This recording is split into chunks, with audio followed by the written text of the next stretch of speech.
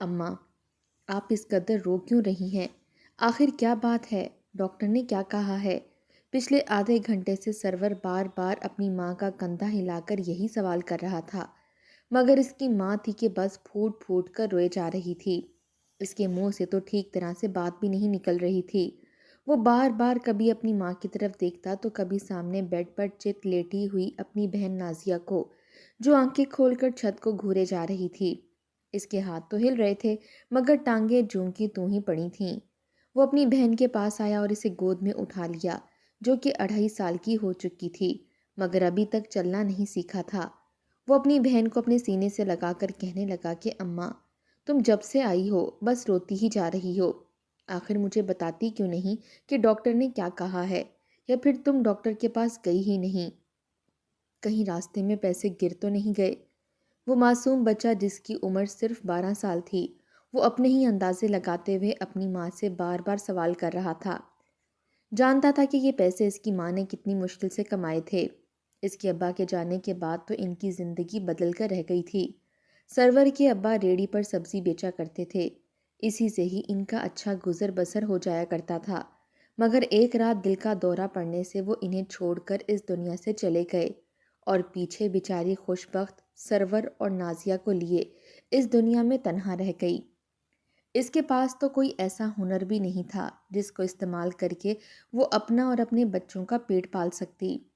شوہر سے محبت بھی بہت تھی، یوں اس کا بچھڑ جانا اس کی جان پر بن آیا تھا، مگر جب بچوں کو بھوک سے بلکتا اور ترستا دیکھا تو مجبوراً زندگی کی جانب لوٹنا پڑا، اور وہ اپنے لیے کوئی کام ڈھونڈنے لگی۔ آس پڑوس کی عورتوں سے کہا تو انہوں نے اسے کہا کہ تم ایسا کرو، بڑے گھروں میں جا کر ملازمت کرنا شروع کر دو، ایسے ہی اب تم اپنے بچوں کی پرورش کر سکتی ہو۔ خوش بخت کو ان کی بات تو پسند آئی تھی، مگر اس کا دھیان بے ساختہ اپنی سب سے چھوٹی بیٹی نازیہ پر گیا، جو کہ سنبھالنے کے قابل تھی۔ وہیں اس کا بیٹا سرور بھی ابھی چھوٹا تھا۔ جب ماں کو پریشان دیکھا تو سرور کہنے لگا کہ اماں تم فکر مت کرو، میں اپنی بہن کا خوب اچھے سے خیال رکھ لیا کروں گا، تم بے فکر ہو کر کام کرو، نازیہ کی فکر مت کرنا۔ خوش بخت بھی جانتی تھی کہ اس کا بیٹا اپنی بہن سے کس قدر محبت کرتا ہے، اس کا تو اس سے بھی زیادہ خیال رکھتا ہے۔ ویسے بھی اسکول سے جب سرور گھر آ جایا کرتا تو نازیہ سارا وقت اپنے بھائی کے ساتھ ہی گزارا کرتی تھی، اور وہ یوں گھر کے کام کاج نپٹا لیا کرتی۔ اس نے شام کے وقت ایک گھر میں کام کرنا شروع کر دیا۔ خوش بخت کے ہاتھ میں بہت ذائقہ تھا، اس لیے رات کا کھانا اور ساری صاف صفائی مالکن خوش بخت سے ہی کروانے لگی تھی۔ وہ دن 12 بجے تک اپنی بیٹی کو سنبھالتی، جلدی جلدی پڑھائی کر کے سرور اسکول سے واپس آ جایا کرتا تو نازیہ کی ذمہ داری سرور پر ڈال کر خوش بخت گھر سے چلی جایا کرتی۔ یوں ہی ان کے دن بیت رہے تھے، مگر ابھی تک نازیہ نے چلنا شروع نہیں کیا تھا۔ یہ بات جب اس نے اپنے پڑوس کی عورت سے کی تو اس نے یہی کہا کہ بچی ہے، کیا پتہ ٹانگوں کی کمزوری ہو، اب تم لوگوں کا کھانا پینا بھی تو اتنا اچھا نہیں ہے جو بچی کو طاقت مل سکے، اسی لیے کمزور ہے، کچھ عرصے تک چلنے لگے گی۔ مگر اب تو 2 سال بیت چکے تھے، ابھی تک اس کی ٹانگوں میں اتنی طاقت نہیں آئی تھی کہ وہ ایک قدم بھی اٹھا سکتی، وہ تو کچھ دیر بیٹھنے کے بعد ہی گر جایا کرتی تھی۔ یہ دیکھ کر ذہن میں عجیب و غریب سے وسوسے آنے لگے تھے۔ آخر کسی نے اس سے کہا کہ وہ شہر جا کر بڑے ڈاکٹر سے اس کی ٹانگوں کا چیک اپ کروائے۔ اس کی ٹانگوں میں جان کیوں نہیں ہے، خدا نخواستہ یہ معذور تو نہیں؟ یہ سوچ سوچ کر تو خوش بخت مزید پریشان ہوتی جا رہی تھی، کیونکہ اس کے دونوں بچے ہی تو اس کا واحد سہارا تھے۔ بڑی مشکل سے اس نے دن رات ایک کرتے ہوئے محنت کی اور اتنے پیسے اکٹھے کیے کہ وہ شہر جا کر اپنی بیٹی کا علاج کروا سکے، مگر آج جو خبر اسے ڈاکٹر نے سنائی تھی وہ اس کی روح تک فنا کر چکی تھی۔ آدھے گھنٹے سے بیچارہ سرور اپنی بہن کو سینے سے لگائے بار بار اپنی ماں سے سوال کر رہا تھا، تو آخر آنسو پونچھتے ہوئے خوش بخت کہنے لگی کہ بیٹا، ہماری نازیہ کبھی بھی چل پھر نہیں سکے گی، کیونکہ یہ معذور ہے، ڈاکٹر کہتا ہے جتنا مرضی علاج کروا لو یہ کبھی بھی ٹھیک نہیں ہو سکے گی۔ یہ سن کر تو سرور بھی پتھرا سا چکا تھا، پہلے اس کی ماں رو رہی تھی اور اب وہ پھوٹ پھوٹ کر اپنی بہن کو سینے سے لگائے رونے لگا تھا۔ وہ اس کے مستقبل کے بارے میں سوچنے لگا تھا کہ جب وہ بڑی ہوگی تو کیسے چلے گی، کیسے اپنے کام کرے گی۔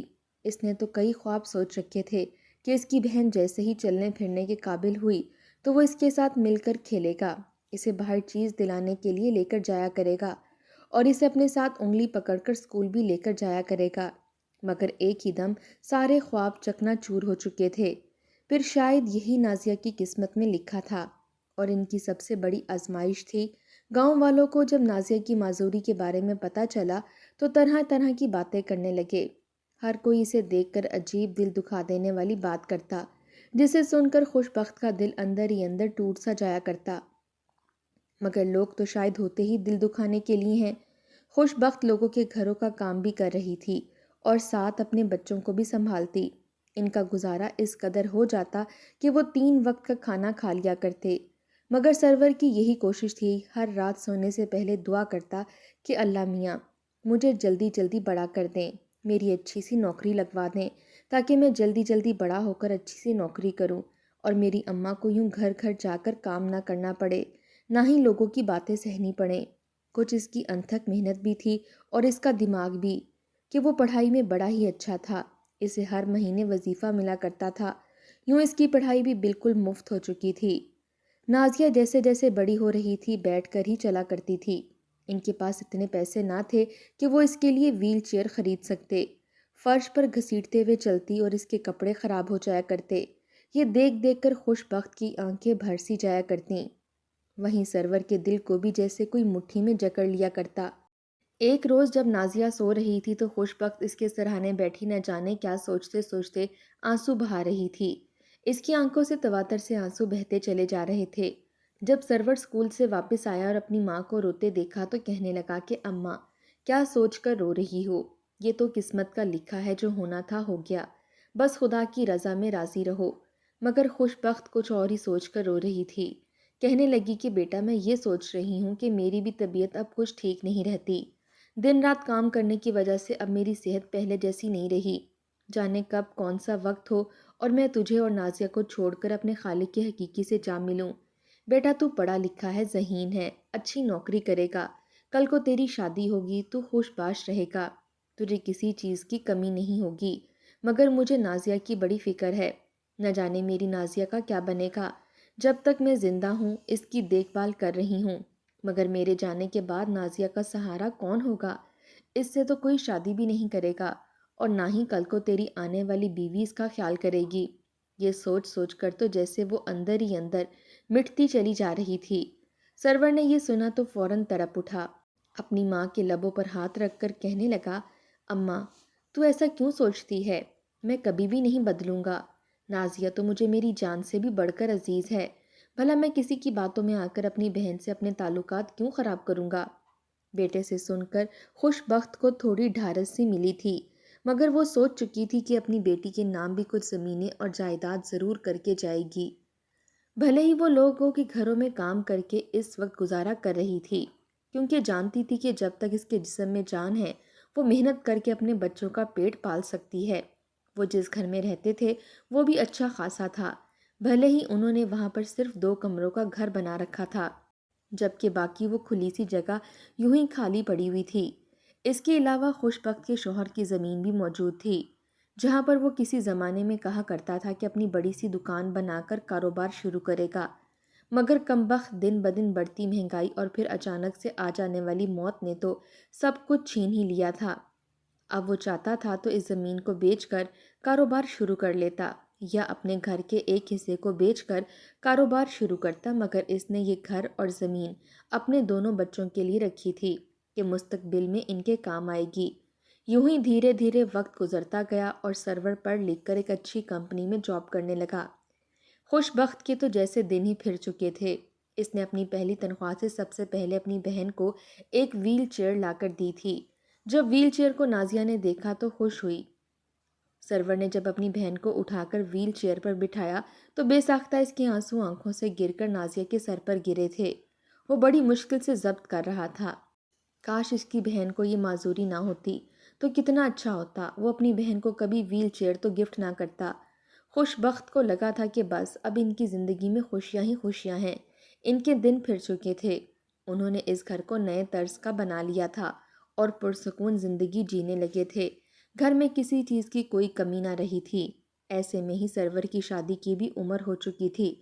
خوش بخت نے جب سرور سے شادی کا پوچھا تو وہ ہچکچاتے ہوئے کہنے لگا کہ اماں، میں ایک لڑکی کو پسند کرتا ہوں اور اسی سے ہی شادی کرنا چاہتا ہوں۔ خوش بخت کو بھی کوئی مسئلہ نہیں تھا، وہ تو بس اپنے بیٹے کو خوش دیکھنا چاہتی تھی۔ کہنے لگی کہ بیٹا کون ہے وہ لڑکی؟ میں تمہاری شادی اس سے کروانے کے لیے تیار ہوں۔ یوں جلد ہی سرور کا مہوش کے ساتھ رشتہ طے ہو گیا۔ مہوش بڑی اچھی اور سلیقہ شعر لڑکی لگی تھی، مگر اصل رنگ ڈھنگ کیا تھے یہ تو خوش بخت کو شادی کے بعد ہی پتہ چلے تھے۔ مہوش بیاہ کر اس گھر میں آ چکی تھی۔ گھر میں آتے ہی اس نے پہلے پہل تو ساس کی خوب خدمت کی، نازیہ کے ساتھ بھی بڑا ہی اچھا رویہ رکھا۔ سرور بھی اس سے بہت محبت کرتا تھا، مگر دھیرے دھیرے جب اس نے گھر کے کام کاج دیکھے اور پھر نازیہ کی بھی دیکھ بھال دیکھی تو اکتاہٹ سی محسوس کرنے لگی۔ یہ تو جانتی تھی کہ اس کا شوہر اس کی مٹھی میں ہے، وہ اسے کٹ پتلی کی مانند اپنی انگلیوں پر نچا سکتی ہے، جیسے وہ اسے کہے گی وہ ویسا ہی کرے گا، مگر اس کے باوجود وہ بھی اپنے قدم جمانا چاہتی تھی، کیونکہ جانتی تھی کہ بھلے ہی وہ کافی سالوں سے سرور کو جانتی ہے، لیکن وہ ایک دم سے اس کی باتوں میں آ کر اپنی ماں اور بہن کے خلاف نہیں ہوگا۔ شروع میں تو اس نے اپنا رویہ سب کے ساتھ اچھا رکھا، مگر پھر دھیرے دھیرے سرور کے جاتے ہی اپنی ساس اور نند سے لڑائی شروع کر دیا کرتی۔ ساس کو تو صاف لفظوں میں کہہ دیا کہ مجھ سے نازیہ کی دیکھ بھال نہیں کی جاتی، بہتر ہے کہ آپ خود ہی اس کی ذمہ داری اٹھائیں، باقی گھر کے کام میں کر دیا کروں گی۔ جب سرور آ جاتا تو اپنی بہن کے ساتھ ہی زیادہ وقت گزارا کرتا۔ یہ بات بھی مہوش کو اندر ہی اندر کھائے جاتی تھی۔ اس کی یہی خواہش تھی کہ بس کسی طرح وہ کوئی ایسی بات یا پوائنٹ ڈھونڈے کہ جس پر وہ اپنے شوہر سرور کو اپنی ماں اور بہن کے خلاف بھڑکا سکے۔ جیسے ہی سرور کے دل میں اپنی ماں اور بہن کے خلاف کوئی بات بیٹھ گئی تو وہ وہیں سے صرف اور صرف اس کا ہو کر رہ جائے گا۔ وہ وقت بھی شاید زیادہ دور نہیں تھا جب ایک روز خوش بخت کو ہارٹ اٹیک آ گیا۔ اس کی طبیعت کافی خراب ہو چکی تھی، وہ ہسپتال میں ہی تھی۔ کئی روز تک ہسپتال میں رہنے کے بعد گھر میں واپس آئی تو اپنے بیٹے، بیٹی اور بہو کو بلا کر کہنے لگی کہ یہ گھر اور زمین سب کچھ تمہارے ابا میرے نام کر گئے تھے، اور جو مجھے وصیت کی تھی میں اسی وصیت پر ہی اب عمل کروں گی۔ دراصل میں چاہتی ہوں کہ میں اس جائیداد کو بچوں کے نام کر دوں۔ یہ سن کر تو مہوش کی باتیں کھلی تھیں، وہیں سرور بھی ہاں میں سر ہلا گیا۔ پھر اس نے اپنے شوہر کی وصیت دہراتے ہوئے کہا کہ میں یہ جائیداد تم دونوں بہن بھائیوں میں برابر کی بانٹ دوں گی، یہ گھر بھی اور زمین بھی، دونوں پر تم دونوں کا برابر کا حق رہے گا۔ یہ سن کر سرور نے فوراً ہاں میں سر ہلا دیا اور کہنے لگا کہ مجھے آپ کا ہر فیصلہ منظور ہے امی، مگر خدارا مرنے کی باتیں نہ کیا کریں، میں آپ کے بغیر جینے کا تصور بھی نہیں کر سکتا۔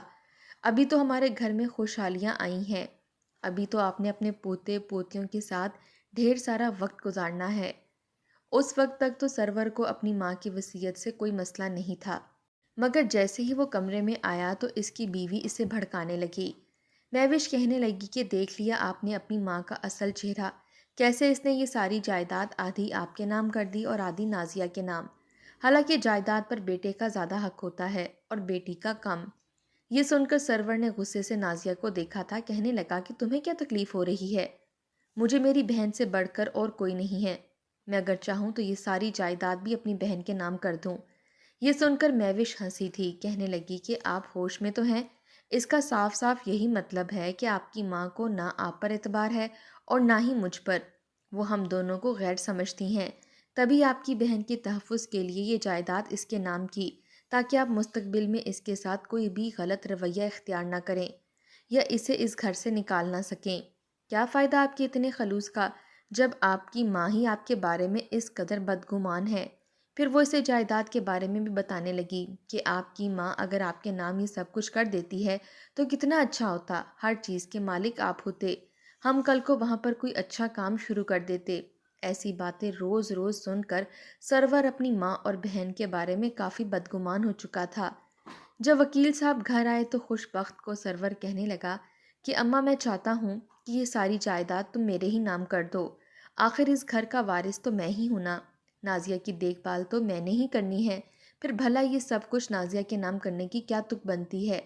یہ سن کر خوش بخت نہ مانی، کہنے لگی کہ ہرگز نہیں، میں جانتی ہوں کہ تم بدل جاؤ گے، بیوی کی باتوں میں آ کر کل کو تم اپنی بہن کے ساتھ ناانصافی نہ کرو، اس لیے آدھی جائیداد میری نازیہ کے نام ہی رہے گی۔ وکیل کے سامنے ہی سرور کی اچھی خاصی بے عزتی ہو چکی تھی۔ جسے سن کر وہ کافی تپ چکا تھا۔ وہ اپنی ماں سے بات کرنا ہی ترک کر چکا تھا، نہ ہی نازیہ کے ساتھ بات کرتا۔ بھائی کا ایک دم بدل جانا نازیہ کو کافی تکلیف میں مبتلا کر چکا تھا۔ اس نے اپنی بیوی کو منع کر دیا کہ تم نازیہ کا کوئی خیال نہیں رکھو گی، بلکہ اماں کو ہم پر اتنی بے اعتباری ہے تو سب کچھ خود کرے۔ مجبوراً ماں کو ہی خود اپنی بچی کا خیال رکھنا پڑتا۔ جب تک سرور گھر رہتا وہ معصوم بنی رہتی، مگر اس کے جانے کے بعد ہی فوراً وہ اپنی ساس اور نند کو خوب باتیں سنانے لگتی۔ ان کو کھانے کو بھی کچھ نہ دیا کرتی۔ ایک بار جب خوش بخت کا دل بے حد الجھا اور برداشت نہ ہوا تو وہ غصے سے اپنی بہو کو باتیں سنانے لگی، بد دعا دینے لگی، کہنے لگی کہ سب کچھ تمہاری وجہ سے ہوا ہے، نہ میں تمہیں بیاہ کر اس گھر میں لاتی اور نہ ہی میرے گھر کا سکون برباد ہوتا۔ تم سارے فساد کی جڑ ہو، تمہاری وجہ سے میرا بیٹا مجھ سے دور ہو گیا ہے۔ جب مہوش نے یہ بات سنی تو سر سے پیر تک اسے آگ لگ چکی تھی۔ غصے سے کہنے لگی کہ بڑھیا، قبر میں ٹانگیں ہیں تیری اور میرے ساتھ زبان چلاتی ہے۔ اتنا کہہ کر اس نے اپنی ساس پر ہاتھ اٹھا دیا تھا۔ وہ اپنی ساس کو مارنے لگی تھی۔ نازیہ چاہ کر بھی آگے بڑھ کر اپنی ماں کو نہ بچا پائی، وہیں بیٹھ کر روتے ہوئے اپنی بھابھی کو منع کرنے لگی کہ دور ہٹو، میری اماں کو کیوں مار رہی ہو؟ میں سرور بھائی کو تمہارے بارے میں سب کچھ بتاؤں گی۔ اتنا سننا تھا کہ وہ خوش بخت کو چھوڑ کر نازیہ کی جانب لپکی۔ خوش بخت تو ویسے ہی دل کی مریضہ تھی۔ دل کی دھڑکن کم ہوئی تو بے ہوش ہو گئی، جبکہ اس نے نازیہ کو ویل چیئر سے گرایا اور اس کی ویل چیئر کو توڑ دیا، پھر اسے چٹیا سے پکڑ کر گھسیٹتی ہوئی صحن میں لے آئی۔ باہر تیز چلچلاتی دھوپ تھی، 1 منٹ کے لیے بھی کوئی دھوپ میں کھڑا ہوتا تو بے ہوش ہو جاتا۔ اس قدر گرم زمین تھی کہ بغیر جوتے کوئی پیر رکھتا تو چھالے بن جاتے، مگر ظالم مہوش تو اس قدر غصے میں تھی کہ نازیہ کو گھسیٹتے ہوئے صحن کے بیچ لے آئی اور کہنے لگی کہ بہت شوق ہے نا میری شکایتیں لگانے کا، اب دیکھنا تم دونوں کو کیسے اس گھر سے چلتا کرتی ہوں۔ سرور پر اور اس گھر پر صرف میرا ہی حق ہے۔ اس نے وہیں پر نازیہ کو بھی بہت مارا تھا۔ مارنے کے بعد اسے وہیں چھوڑا اور کمرے میں چلی گئی۔ ساس ایک جانے بے ہوش پڑی تھی، اپنی ساس اور نند کو مار مار کر وہ اب ہانپ رہی تھی۔ کمرے میں آ کر ایئر کولر چلایا اور لمبی تان کر لیٹ گئی۔ اس کی آنکھ دروازے کے دھڑ دھڑانے پر کھلی تھی۔ یہ سمجھی کہ یقیناً ساس ہوگی۔ گالی دے کر کہنے لگی کہ بڑھیا، کیا تکلیف ہے؟ کیوں دروازہ توڑ رہی ہو؟ کیا پہلے کی مار کم پڑ گئی ہے؟ اتنا کہہ کر اس نے دروازہ کھولا تو سامنے سرور کھڑا تھا۔ اس کی ماں اور بہن دونوں ہی بستر پر بیٹھی رو رہی تھیں۔ مہوش کے پیروں کے نیچے سے زمین نکلی تھی۔ اپنی صفائی میں کچھ کہتی، اس سے پہلے ہی زناٹے دار تھپڑ اس کے منہ پر لگ چکا تھا۔ اچانک ہی سرور کا دل بہت بے چین سا ہونے لگا تھا۔ وہ کام چھوڑ کر واپس گھر چلایا۔ گھر آ کر دیکھا تو اس کی بہن سین کے بیچوں بیچ دھوپ میں پڑی جھلس رہی تھی، سرور کو ہی آوازیں دے رہی تھی۔ پہلے تو سرور کچھ سمجھ ہی نہ سکا، مگر جب نازیہ کے لبوں کے پاس کان رکھے تو اس کی بہن کہہ رہی تھی کہ بھائی تم کیوں بدل گئے ہو؟ تمہاری بے رخی دیکھ کر میری جان نکل جائے گی۔ کیا میں تمہاری پیاری لاڈلی بہن نہیں ہوں؟ کیا بھابھی کے آنے کے بعد سب کے بھائی بدل جاتے ہیں جیسے تم بدل گئے؟ کاش میں یہ سب کچھ برداشت کرنے سے پہلے ہی ابا کے ساتھ مر چکی ہوتی۔ بہن کی باتیں سن کر سرور کا وجود کانپ چکا تھا۔ اس کے ضمیر نے اسے جھنجھوڑا تھا۔ بیوی کی باتوں میں آ کر اس نے کتنی بڑی غلطی کر دی تھی، اسے یہاں پر احساس ہوا تھا۔ وہ تو بالکل ہی آنکھوں پر پٹی باندھ چکا تھا۔ سچ مچ اپنے بھائی کو سامنے دیکھ کر نازیہ سے رہا نہ گیا۔ اس نے ساری سچائی اپنے بھائی کو بتائی تو سرور غصے سے آگ بگولا ہو چکا تھا۔ مہوش جتنے بھی جھوٹ بول رہی تھی، سرور اس پر یقین کرنے والا نہیں تھا۔ اس نے مہوش کو گھر سے نکال دیا اور اپنی ماں اور بہن سے معافی مانگنے لگا۔ وہ جو بھی کر رہا تھا بیوی کی باتوں میں آ کر رہا تھا۔ خوش بخت تو پھر ماں تھی، اس نے اپنے بیٹے کو معاف کر دیا، جبکہ دھیرے دھیرے مہوش کو بھی اپنی غلطی کا احساس ہو چکا تھا۔ جانتی تھی کہ سرور بہت غصے میں ہے، جب تک اس سے معافی نہیں مانگے گی وہ اسے گھر میں نہیں آنے دے گا۔ اس نے اپنی ساس اور نند سے معافی مانگی اور دوبارہ ایسا نہ کرنے کی قسم کھائی۔ اسی شرط پر ہی سرور اسے واپس لے کر آیا تھا۔